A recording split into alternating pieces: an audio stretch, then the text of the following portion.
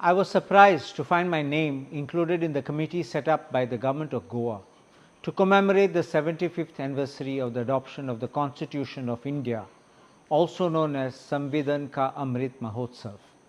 It is important to note that whilst I was not consulted prior to my inclusion, and after a careful consideration, I must respectfully decline the invitation.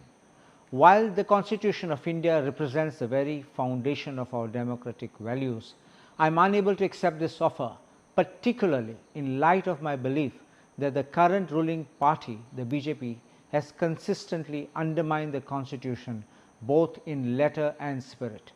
The BJP's actions have, in my view, not only disregarded the constitutional principles of justice and equality, but also shown a lack of respect for the legacy of the Congress party and its tall leaders, including Pandit Jawaharlal Nehru, who was part of the founding fathers for drafting the Constitution, and other leaders like Indira Gandhi. Furthermore, the BJP's policies and actions seem to be in direct contravention of the fundamental rights guaranteed by our Constitution.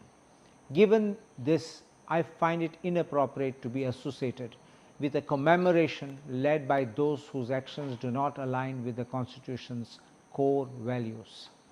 If you remember, at the time of the run-up to the parliamentary elections in 2024, I had actively campaigned for our Congress candidate, highlighting the statements of several BJP leaders across the country who were asking for votes to have their seats to enable the BJP to change the Constitution.